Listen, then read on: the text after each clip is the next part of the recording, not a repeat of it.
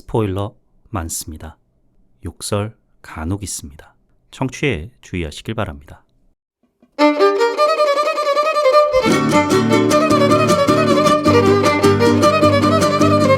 콘텐츠 대홍수시대, 요즘 뭐 보시나요? 전 이거 봅니다. 요즘 뭐 봄, 난 이거 봄 59번째 에피소드 시작합니다.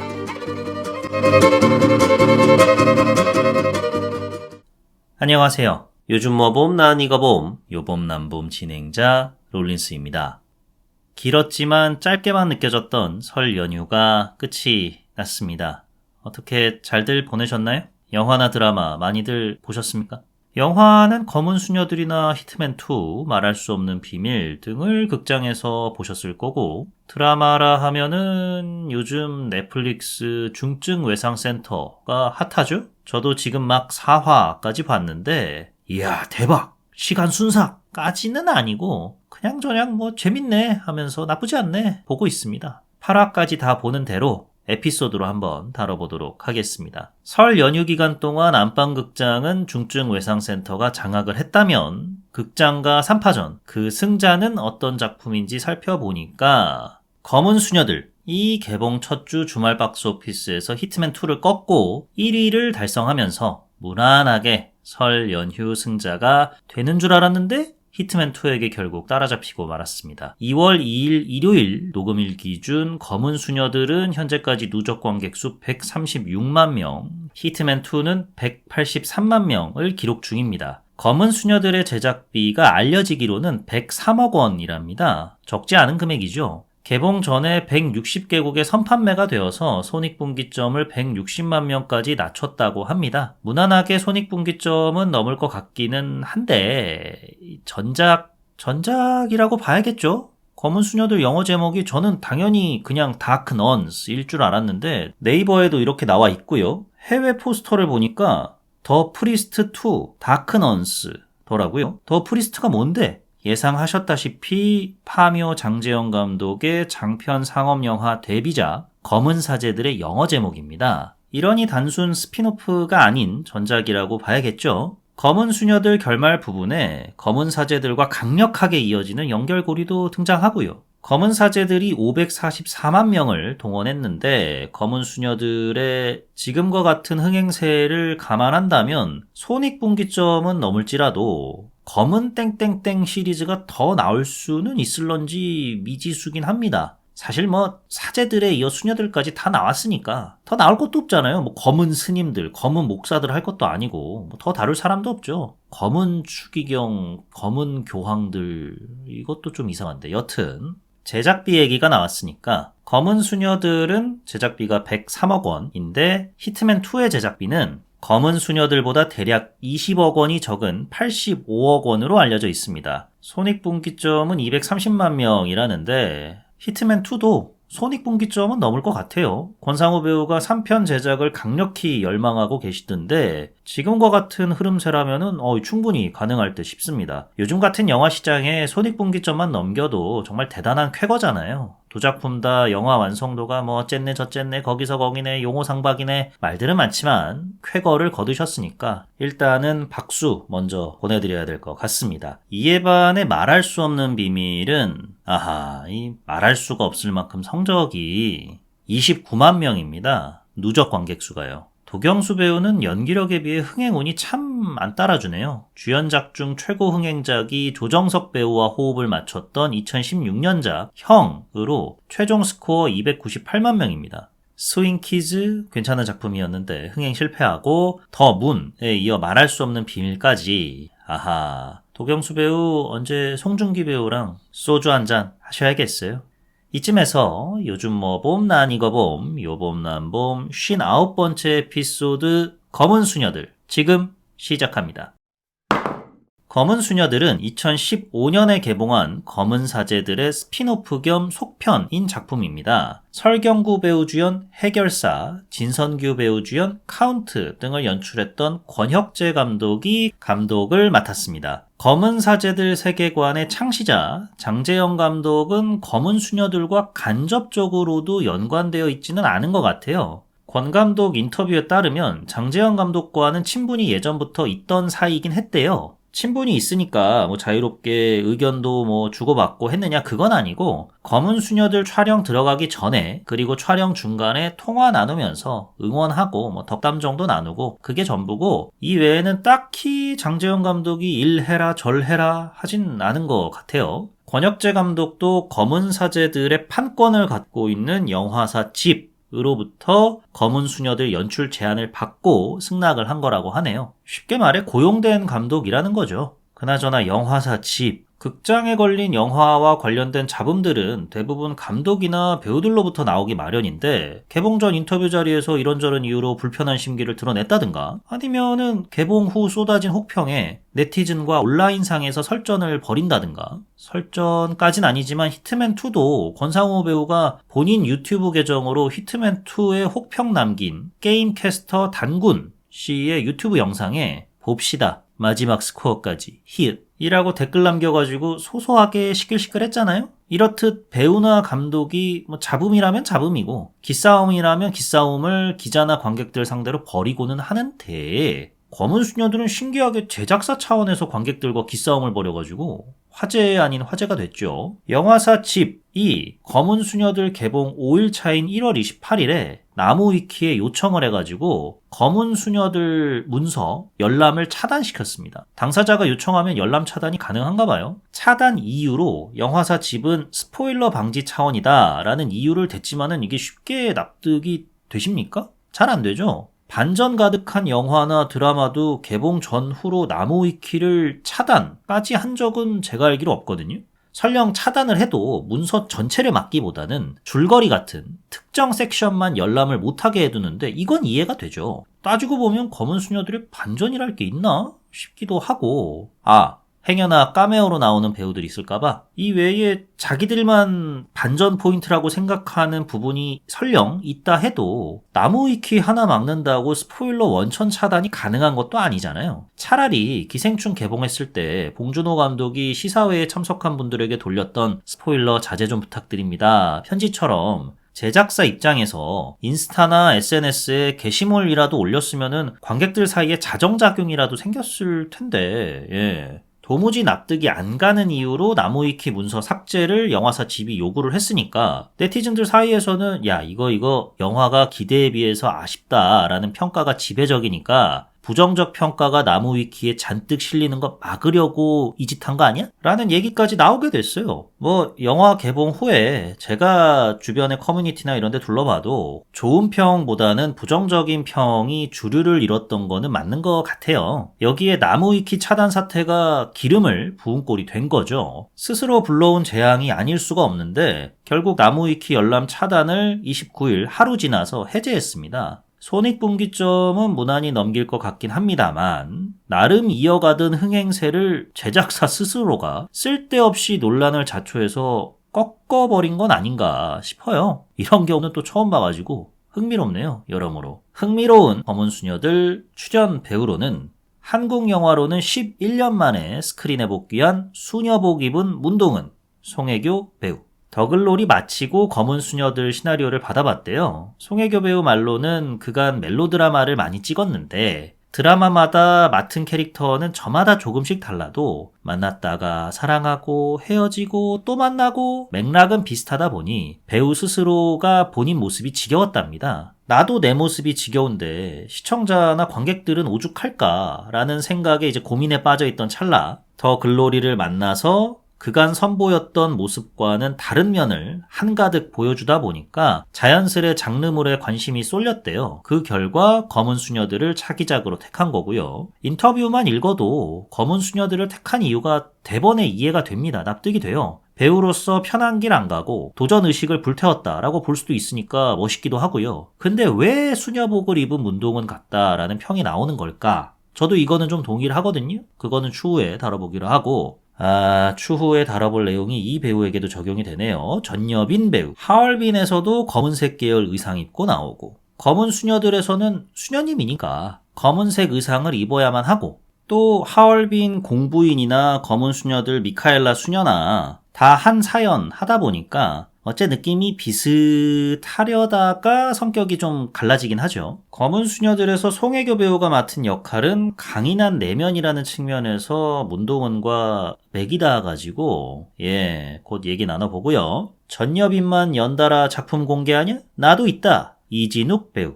은색 사각 반무태 안경. 역시 패션의 완성은 얼굴이라고 그렇게 잘 어울릴 수가 없더라고요. 제가 그런 거 쓰면은 어디 일본 편의점의 점장 같이 보일 텐데, 참 부럽습니다, 정말. 검은 사제들은 박소담 배우가 있다면, 검은 수녀들은 이 배우가 있죠? 문우진 배우. 어디서 많이 봤다 싶었는데, 영화 하이제킹에서 중학생 탑승객으로 출연을 했더라고요. 맞아. 그 중학생? 그랬었지?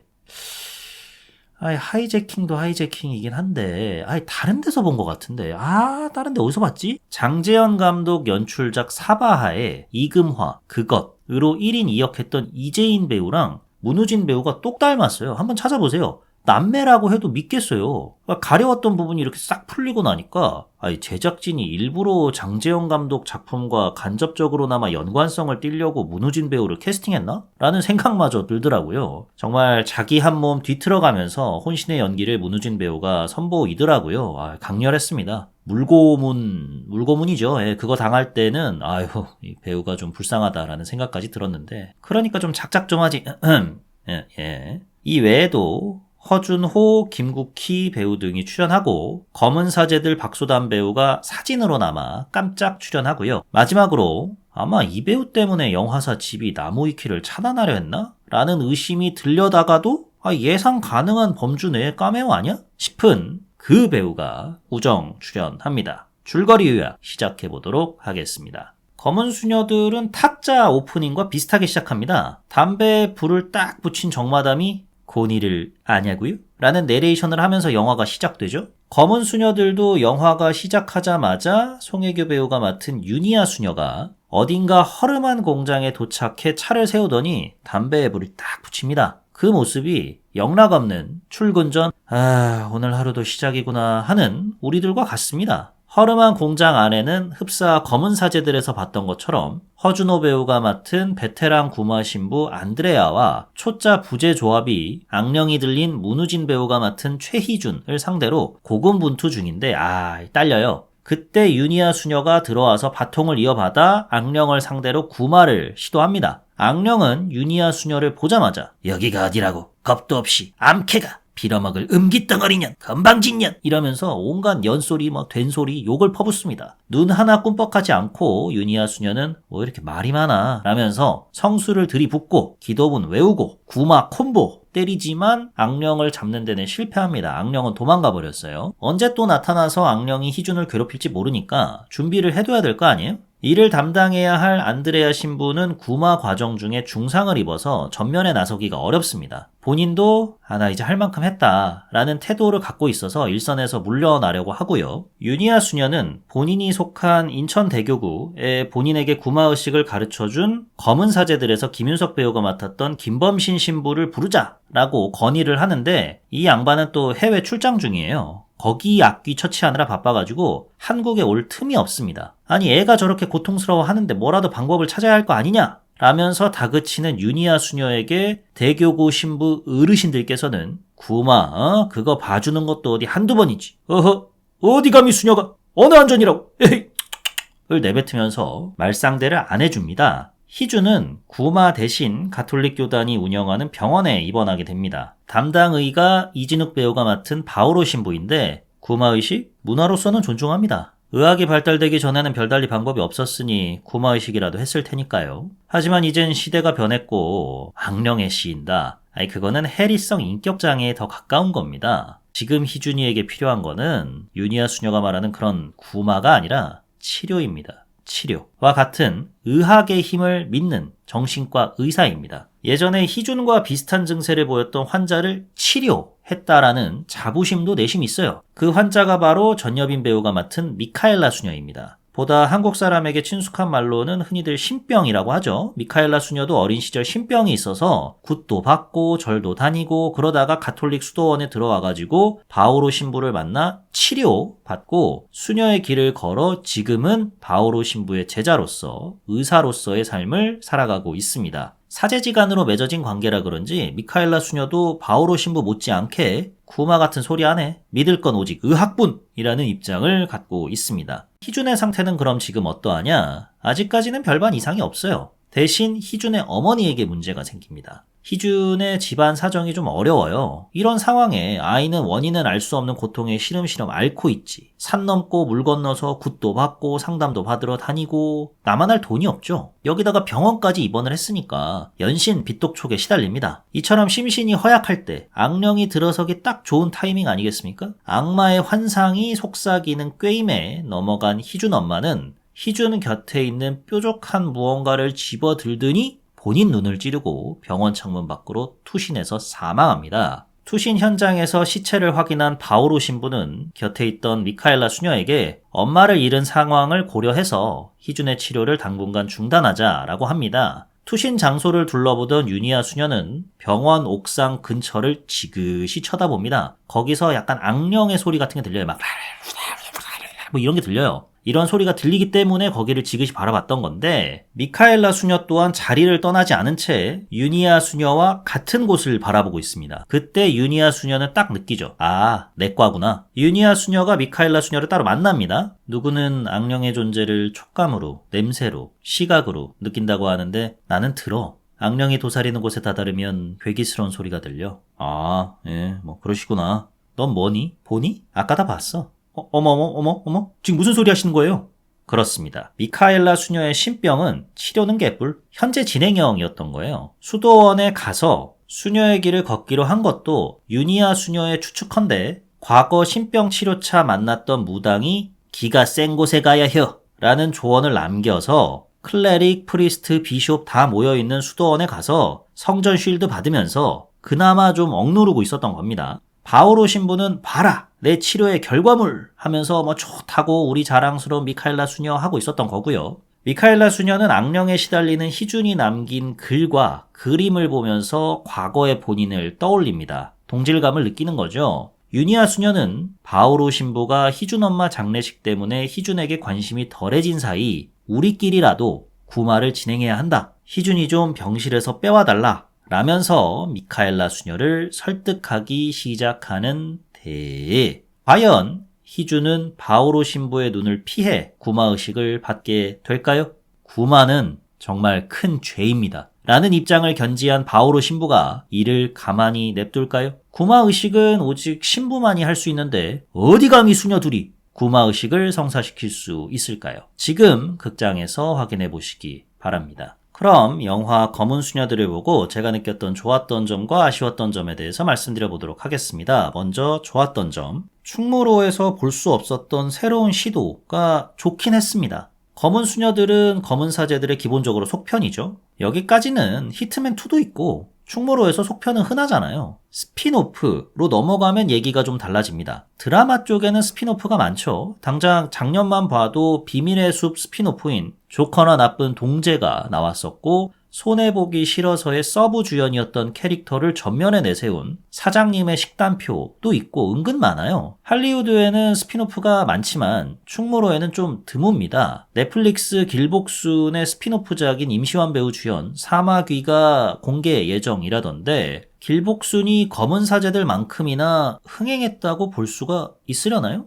넷플릭스 자체적으로는 조회수가 얼마나 많이 나왔는데 시청시간 얼마나 많이 기록했는데 라고 말할 수는 있겠지만 해당 IP가 한국 대중에게 각인시킨 임팩트만 놓고 보면은 검은 사제들이 한참 위죠. 그 결과 충무로에 보기 드문 스핀오프격 속편이 탄생을 하긴 했는데 영화 아직 안 보신 분들도 줄거리 요약 들으셨으면 아시겠지만 검은 수녀들? 검은 사제들 구도를 그대로 가져와서 성별만 바꿨습니다. 교단에서 외면받는 베테랑 성직자는 김윤석에서 송혜교로, 어린 시절 겪은 트라우마에서 아직 벗어나지 못한 초짜 성직자는 강동원에서 전여빈으로, 악령에 사로잡힌 부마자는 박소담에서 문우진으로, 심지어 서포트하는 무당도 성별이 바뀌었어요. 검은 사제들에서 먼저 박소담을 상대로 굿 하다가 포기한 무당이 있는데 어린 여성이었습니다. 검은 수녀들에서는 어린 남자 무당이 서폿을 하잖아요. 그냥 그대로 떠다가 배역 성별만 바꾼 거예요. 10여 년 전쯤 할리우드에서 유행했던 인기 IP를 여성 배우들로 바꿔서 스핀오프 혹은 리부트로 내놨던 산드라 블록, 케이트 블란쳇 주연 오션스 8, 멜리사 메카시 주연 고스트버스터즈 등과 유사하죠. 여담이지만은 그때 열린 골든글로브 시상식에서 사회자 리키 저베이스가 이 같은 제작 행태를 두고 제작사 입장에서는 뭐 놓칠 수가 있는 프로젝트겠습니까? 아유 뭐 인기 IP 그대로 가져왔으니까 어느 정도 흥행은 보장되겠다. 여배우 출연료는 남자 배우 반만 주면 되니까 얼마나 개꿀입니까? 라는 하이 퀄리티 블랙 코미디를 선사해서 화제가 됐었죠. 검은 수녀들은 출연료가 반만 들었을까? 저는 감히 망상 한번 해보자면 반까지는 아니고 그래도 검은 사제들보다는 적게 들어갔다고 생각을 합니다. 인플레이션 이런 거는 좀 내려놓고 그냥 당시 어떤 화폐 가치로만 생각을 해보면. 왜냐면은 전여빈 배우 출연료가 그렇게 높지 않을 것 같아서인데요. 일단 김윤석, 강동원 지금도 그렇지만 당시에도 잘 나갔잖아요. 이에 반해 송혜교, 전여빈 듀오는 송혜교 배우만 놓고 보면 개런티가 모르긴 몰라도 김윤석, 강동원 배우보다는 더 높지 않을까요? 데뷔 때부터 줄곧 탑의 위치에서 내려온 적이 없는 배우니까. 이에 반해 이제 전여빈 배우가 잘 나가기는 하지만은 롤상 이제 비교를 해보면 강동원 배우만큼이나 받을까? 그거는 좀 운전하면서 슬쩍 물어봤으려나? 먼 운전이라고 생각하실 수 있는데 안 보신 분들 이 영화 보시면 아시게 됩니다. 예. 그냥 뭐 저 스포 다 하니까 강동원 배우가 영화 결말에 우정 출연합니다. 잠깐만 그러고 보니까 결말마저 비슷해. 초짜 역할 성직자가 다리 위를 건너고 카메라는 그 위를 훑으면서 끝나는 이처럼 기존 IP 구도를 그대로 가져와서 성별만 바꾸는 거 그 대상이 뭐 남자든 여자든 답습 그 자체라 비판받기 충분한 대목이죠. 각본의 기본 구조에서 창작력이라고는 찾아볼 수 없다는 뜻이니까요. 다만 충무로에서 S급 배우들 데려와가지고 이런 시도를 했다는 점은 저는 좋게 봐줄 수는 있다고 생각합니다. 압니다. 시도만으로 박수받는 시대 지난 거 알아요. 이 표현 제가 정말 많이 썼어요. 특히 뭐 JK, 김용화, 박훈정 감독님께 정말 애정 어린 마음으로 감독님 시도만으로 박수받는 시대 지났습니다. 몇 번을 말씀드렸는데 여러분 저 이제 좋았던 점 하나 말했습니다. 박수 안 쳤어요. 좋게 봐줄 수는 있다. 그러나 끝까지 들어주시면 감사하겠고요. 다음에 좋았던 점은 화면이 때깔이 좋아요. 미장센에 공을 좀 많이 들인 것 같습니다. 자연광을 활용을 한 건지 조명을 적극적으로 쓴 건지 배우들의 미모와 이제 시너지를 발휘해가지고 오묘한 분위기를 자아내는 순간을 일시적으로, 이거 중요합니다. 일시적으로 만들어내긴 합니다. 유지를 못하는 게 치명적인 문제인데 두 수녀가 차를 타고 어디론가 향하는데 때마침 해가 지고 있어요. 떨어지는 햇살에 비친 차량. 장관입니다. 빛 음영 차이를 둬가지고 유니아, 미카엘라 수녀가 나란히 앉아있을 때 유니아 수녀에게는 빛이 떨어지지만 미카엘라 수녀 얼굴에는 바람에 일렁이는 나뭇가지 그림자가 져있죠. 슬슬 구마의식에 동하는 유니아의 뜻에 따라야 하나 고민하는 미카엘라의 내면을 반영한 연출 선보입니다. 화면비도 1.66대 1로 한국 영화에서는 김지훈 감독 거미집 이후 역사상 두 번째로 활용된 비율이랍니다. 그만큼 희귀한 화면비를 선택했다는 거죠. 촬영 감독 말로는 시야를 좁게 만들어서 관객들이 인물 간 관계에 더 집중하길 바래서 해당 화면비를 택했다라고 하는데 화면비 자체로는 저는 그 의도를 못 느꼈어요. 대신에 캐릭터 클로즈업이 정말 자주 나옵니다. 화면 절반을 송혜교 혹은 전여빈, 이진욱 배우 얼굴로 가득 채운 장면들이 정말 원 없이 나와요. 배우의 표정, 숨소리, 떨리는 머리카락 하나하나 놓치지 않겠다는 의도로 느껴져서 촬영 감독 말 맞다나 인물에 집중하라는 거구나로 받아들여졌습니다. 그래서 좋았냐? 뭐 좋던데요? 송혜교, 전여빈 배우 얼굴 원 없이 봐가지고 촬영 감독의 의도가 좋았다기보다는 이 송혜교 배우 수녀복 특징이 얼굴만 나와 있잖아요. 머리카락 조금 나와 있긴 한데 변화를 줄 수가 없잖아요. 얼굴만 이렇게 동그랗게 나와 있는데 송혜교는 역시 송혜교구나. 20년째 30년째 왕좌에 군림하는 이유가 있다 라고 생각을 했습니다. 전여빈 배우도 매력적이었고요. 그래서 좋았어요. 그래서 후반부 하이라이트의 불타는 공장 장면도 그림 자체는 저는 나쁘지 않았습니다. 영화 전개가 좀 산만하고 구마 의식도 별 멋이 없는데 대체 어디에 103억 원을 썼다는겨 했는데 여기다 다 때려박았구만 이란 생각이 들더라고요. 하필 그 안에 녹아 있어야 할 감정마저 다 타버린 게 문제였지만 여기까지가 좋았던 점이었고요. 이제 아쉬웠던 점에 대해서 말씀드려 보도록 하겠습니다. 제일 먼저 아쉬웠던 점으로 거론해야 될 부분은 바로 각본입니다. 지향점이 중구난방이에요. 영화는 감독의 예술이다라는 말이 있잖아요. 동의합니다. 영화는 감독 노름이죠. 검은 수녀들을 향한 부정적 평가가 긍정적 평가보다 많은 배경에도 연출력이 큰 부분을 차지하고요. 보다 본질적으로 다가가면 저는 연출력보다는 각본에 더 많은 문제가 있다고 생각을 합니다. 이 영화에 대한 아쉬웠던 점들을 모으다 보니 결국에는 각본으로 모든 문제가 귀결되더라고요.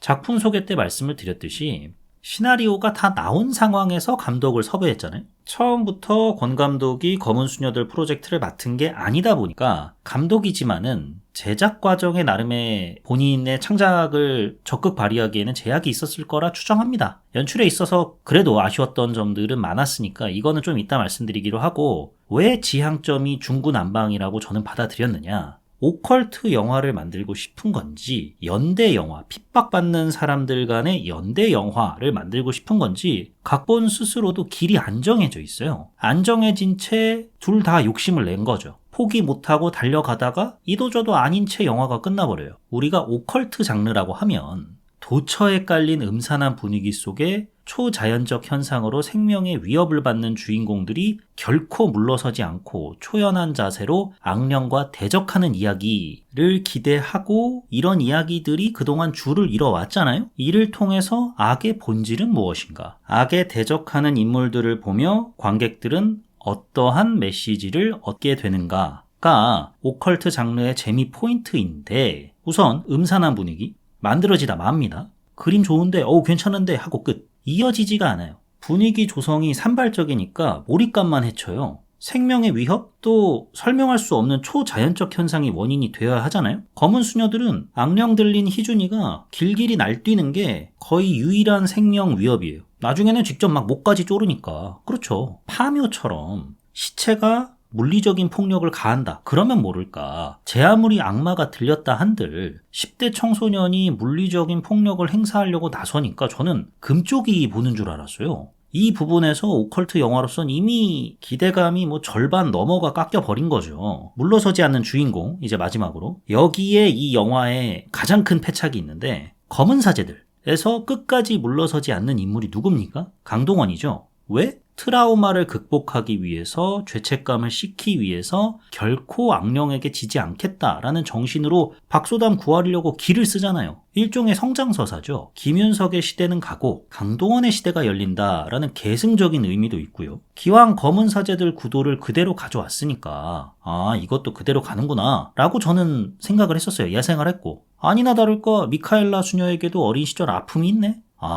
이거 송혜교가 전면에 나선 영화인 줄 알았는데 송혜교는 살짝 낚시, 맥거핀 같은 거고, 송혜교에서 전여빈으로 계승되는 서사를 담아내려고 하는구나 했어요. 근데 아니야. 검은 수녀들에서 끝까지 물러서지 않는 인물 그 중심에 송혜교가 있습니다. 송혜교가 이렇게까지 희준을 살리려고 애쓰는 이유? 딱히 없어요. 그냥 애가 불쌍하니까. 이게 다입니다. 불쌍하죠. 가엾고 고통에 신음하는 모습 볼 때마다 저도 돕고 싶더라고요.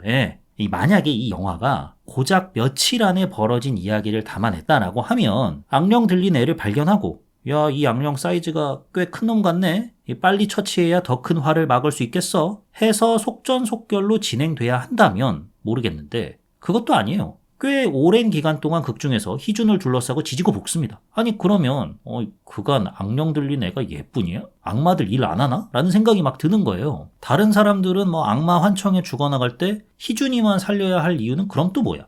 그래. 악령 들린 게 어디 흔한 일은 아니지. 그래, 그럴 수 있어. 간혹가다 벌어진다 쳐. 아니 그렇다면 악마의 속셈이 좀 일찍 나왔어야죠. 그래야 유니아 수녀가 저렇게 고군분투하는 게 납득이 돼요. 희준을 시작으로 닥치는 대로 내가 다 죽여버릴 것이다 라고 얘기를 하잖아요. 이 같은 속셈을 첫 장면에서 대놓고 말했어야죠.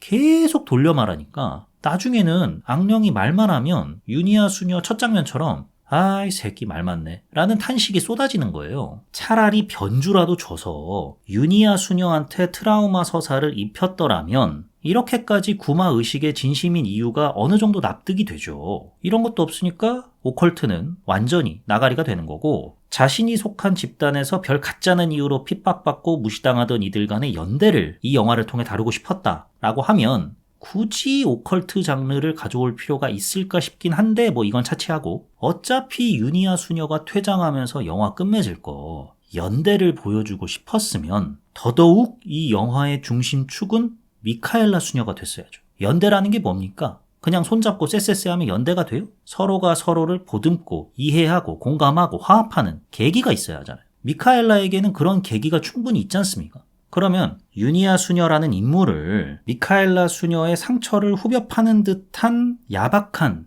인물인 줄 알았으나 알고 보니 미카엘라 수녀가 갖고 있는 상처, 그 근원을 찾아서 치유해 주려는 츤데레 같은 인물이었다라고 묘사를 하고, 미카엘라가 유니아 수녀의 도움을 얻어서 트라우마를 극복하고 악마야 물러거라 하는 걸로 극을 귀결시켰으면 연대도 되고 오컬트도 되고 성장서사도 되고 얼마나 좋습니까? 결말에 전여빈 강동원이 어디론가 함께 향하는 장면도 알고 보니 뭐 그냥 집에 데려다 주는 거였다라고 해도 더더욱 의미심장하게 다가왔을 수 있고요. 각본 자체 중심추를 유니아 수녀에게 뒀어. 거기다가 더 글로리로 제2의 제3의 전성기 맞이한 송혜교 배우를 마침내 캐스팅을 했어. 도저히 미카엘라 수녀로 옮길 수가 없었던 거죠. 트라우마 서사를 미카엘라 수녀가 갖고 있으니 이런 상황에 트라우마 서사도 다뤄야 해. 송혜교 캐스팅한 만큼 유니아 서사도 뽑아먹을 만큼 뽑아먹어야 해. 그 결과 영화 서사가 어느 한쪽으로 끝나질 못하는 최후를 맞이하게 되는 겁니다. 일로 갔다 절로 갔다 하니까 산만해 보이고요. 수녀가 된 문동은이라는 얘기가 나오는 이유도 단순히 문동은도 검은색 계열의 옷을 주로 입고 나와서 수녀복과 색깔이 비슷해서 뿐만이 아니라 성격이 되게 유사합니다. 유니아 수녀도 그렇고 문동은 선생도 그렇고, 유니아 수녀 같은 경우는 자세하게는 얘기가 안 나오지만 미카엘라 수녀처럼 과거에 뭐 좀 아픔 같은 거를 갖고 있는 것처럼 보이잖아요. 그런 트라우마들을 겪은 끝에 이제 단단한 내면을 갖게 된 것이고, 굳은 의지, 단단한 내면, 이 두 가지를 무기 삼아 악령을 상대하는 강인한 인물로 나오지 않습니까? 문동은이랑 여러모로 맥이 닿는 부분이죠. 그러다 보니 표정 연기에서도 다채롭지가 않아요. 캐릭터 자체가 그렇습니다. 그러니까 문동은의 연장선상이라고 봐도 무방한 거죠. 송혜교 배우 입장에서는 직업도 다르고 장르도 다르고 표면적으로는 새로운 도전이다, 새로운 캐릭터다, 관객들도 그렇게 느낄 것이다 라고 판단했을지 모르지만 보는 사람 입장에서는 그러지가 못했다는 점, 이 점도 결국에는 캐릭터를 이런 식으로 그려놨기 때문인 거예요. 언급했듯이 트라우마 자체를 유니아 수녀에게 몰빵을 해놨으면, 그리고 유니아 수녀가 그걸 이끌어 나가는 만큼 그만큼 서사를 풍족하게 해놨더라면 조금은 다르게 우리가 해석할 수 있을 여지가 있었을 텐데 그게 아니니까, 아니면 반대로 유니아 수녀의 역할은 철저히 조력자로서 빼놨더라면 문동은을 떠올릴 이유까지도 여유까지도 없었을 텐데 어중간한 서사 배분 때문에 벌어진 촌극이다. 이렇게 정리할 수 있을 것 같습니다. 대사도 참 형편없습니다. 대사 자체는 구리고요. 대사 구성도 아쉬워요. 악마가 이 새끼는 뭐 비뚤어진 여미새인지 수녀만 보면은 줄거리 요약 때 말씀을 드렸듯이 저급한 표현들을 뭐 남발합니다. 뭐 자궁이 어떻고 뭐 음탕하고 창녀고 가관이에요. 근데 여기까지는 뭐 솔직히 그럴 수 있다고 생각합니다. 검은 사제들에서도 박소담이 외국어로 말해서 그렇지 악마 빙이 됐을 때 내뱉은 대사가 문우진이 내뱉은 대사와 대동소이합니다. 이를 한국어로 직접 들으니까 뭔가 좀 어색한 거죠. 좀 욕 전문가한테 감수라도 좀 받지라는 아쉬움이 살짝 들긴 했는데, 아쉽지만 자막을 말로 옮긴 것뿐이다 하고 넘어가면 돼요. 넘어갈 수 있어요. 예. 그래도 그렇지 욕을 좀 정도껏 해야지. 악마, 악의 정령이라는 놈이 공포를 줘야 하잖아요? 주구장창 욕만 하니까 공포가 느껴집니까? 무섭나요? 안 그래요, 전혀. 가뜩이나 앳된 외모의 미성년자인데 욕만 계속 늘어놓으니까 리트리버 앞에선 치와와처럼 보이는 거예요. 저주를 퍼부을 거면 당사자만 알고 있는 비밀,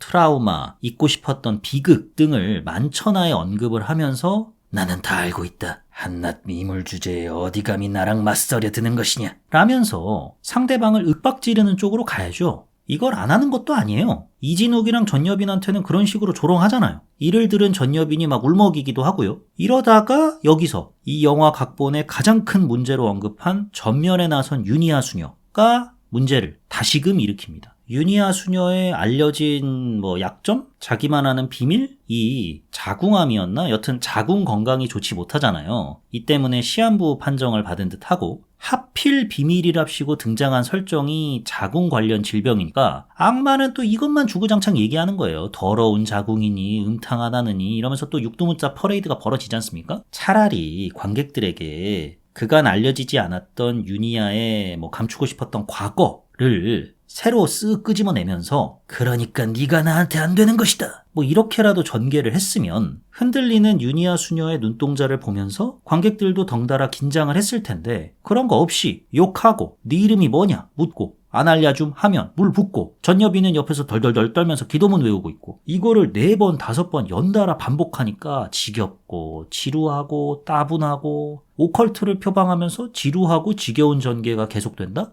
이거는 제 살 깎아먹기죠. 이 대사의 구성도 지루함이란 무엇인가를 여실히 보여주는 게 윤희아 수녀가 구마 그 바닥에서는 나름 베테랑 수녀로 유명한 사람인 거잖아요. 이런 양반이 악마 이름 알아내겠다고 접근하는 방식이 그냥 다짜고짜 같은 질문을 반복하는 거예요. 이게 뭐야? 유도신문도 좀 하고 속 뒤집어 놓기도 하고 어르고 달래고 긁고 하면서 살살 명주실 뽑아내듯이 단서를 찾아나가는 그런 대화 스킬로 체크메이트, 올컨이 걸려들었어. 키미노 나마에와 했으면 긴장감이라도 생기죠.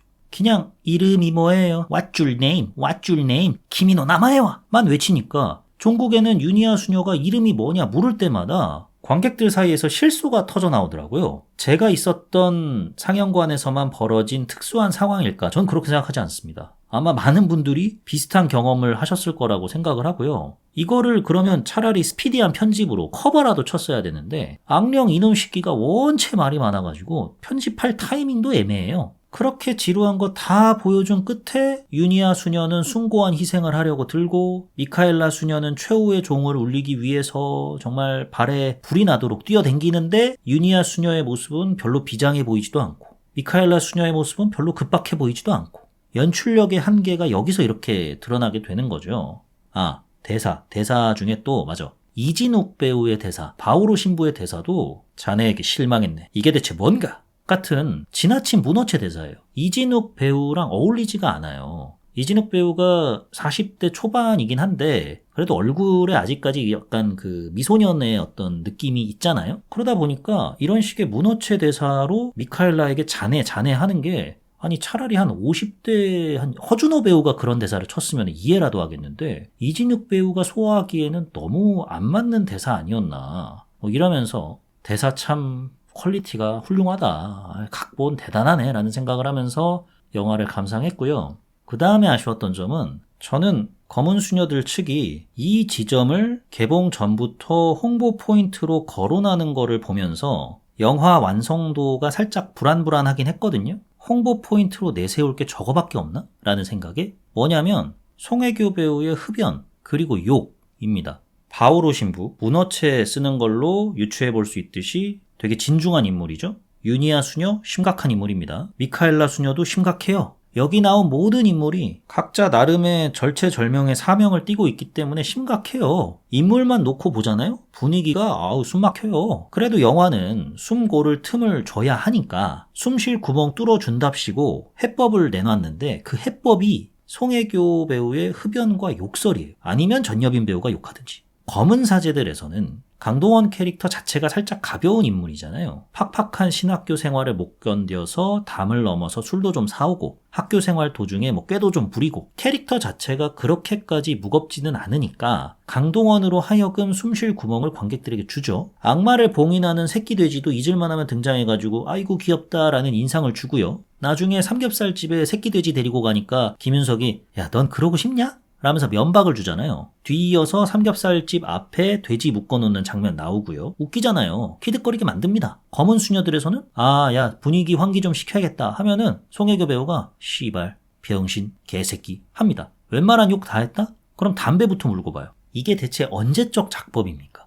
청초한 이미지의 여배우가 담배 물고 씨발씨발 하면은 관객들이 오 송혜교가 욕을 한다 오 하면서 놀라기를 바라는 게 이게 대체 어느 시대 때 통했던 겁니까? 에? 한참 전이에요. 신부도 담배 피고 술 마시고 다 하는 세상에 수녀는 담배 못 피나? 그럴 수도 있잖아요. 시대착오적이기도 하고 또 뭐 청순녀, 섹시스타로 유명했던 할리우드 여배우가 입에 걸레문 인생 막장 캐릭터 연기해가지고 오스카 트로피 거머쥐는 거 우리 수십 번 봤지 않습니까?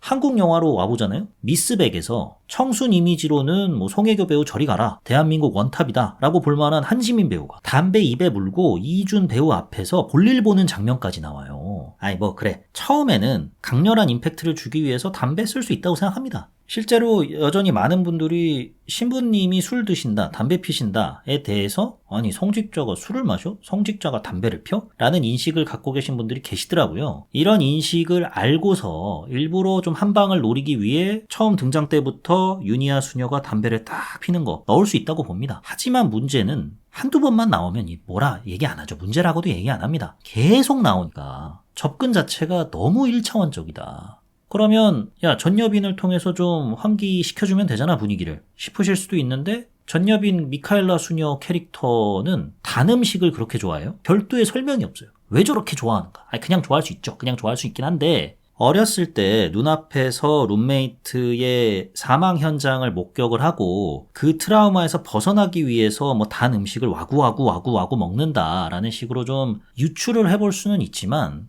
별도의 그 외의 설명 없이 그냥 뭐 단 음식만 좋아하니까 이걸 통해서 분위기 환기를 노리는 건가? 라고 생각하기에는 너무 얕은 수라고 생각을 하고 맞아. 탕후루 장면. 제가 잘못 본 걸 수도 있는데요. 처음에 그 탕후루 먹을 때 미카엘라 수녀의 뒷모습을 보여주잖아요. 고개를 뒤로 젖히고 윤희아 수녀한테 지가 뭔데 하면서 막 씩씩거리면서 막 탕후루를 막 먹을랑 말랑 하잖아요. 그때 탕후루를 보시면 제일 위에 있는 청포도 한 알이 밑에 세 알과 완전히 분리된 채 꼬치 끝에 매달려 있어요. 바로 연결된 다음 컷에서 미카엘라를 이제 앞에서 담은 화면이 나오죠. 그때 탕후루 다 연결되어 있습니다. 제가 잘못 본 게 아니라면 잘못 본 거라면 대가리 받고 사과드리겠고요. 잘못 본 게 아니라면 연결을 못한 거잖아요. 이 간단한 순간마저도 이것도 연결을 못하면 어쩌자는 거야 도대체. 이거 하나로 이 장면 하나로 이 영화는 어떤 자세로 작품을 완성하려고 했는가를 엿볼 수가 있는 거죠. 제가 잘못 본 거라면 다시 한번 사과를 드리겠고요.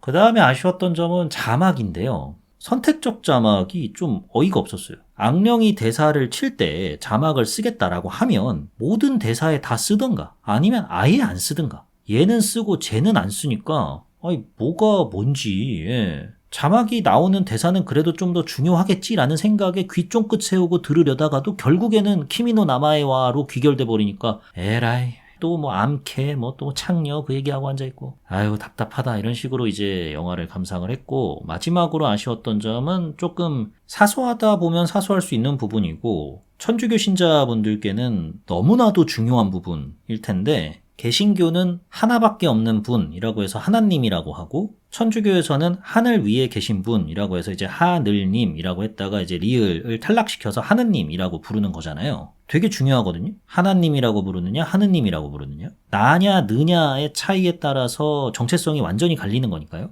여기서 이탈리아어 통역을 맡은 외국인 수녀가 자꾸 하나님이라고 해요. 이거 하나를 조정을 못하나? 그냥 그 자리에 가가지고 하나님 말고요. 하느님이라고 해주세요. 이거 하나 못했나? 라는 생각이 들어서 좀 어이가 없었습니다. 가톨릭도 신자분들에게는 너무나도 중요한 포인트인데 이거를 놓친다는 게 말이 되나? 라는 생각이 들어서 또 근데 이 영화를 다 놓고 보면은 뭐 놓친 게 어디 한둘입니까? 그래서 넘어가 라는 생각으로 영화 감상을 마쳤습니다. 여기까지가 영화 검은 수녀들을 보고 제가 느꼈던 좋았던 점과 아쉬웠던 점이고요. 별점과 한 줄 평 남겨보도록 하겠습니다. 영화 검은 수녀들에 대한 제 별점은 2.5점, 뭔가 부족한데 입니다. 이 새끼는 뭐 이상하네. 맨날 욕은 그렇게 주구장창하더니 점수는 나쁘지 않게 줘. 야, 한 1점 줘야 되는 거 아니냐? 라고 생각하실 수 있는데 확실하게 말씀드릴 수 있는 건 동화지만 청불입니다 보다는 훨씬 더 나은 작품이에요. 그렇기 때문에 도저히 2.0을 줄 수가 없었습니다.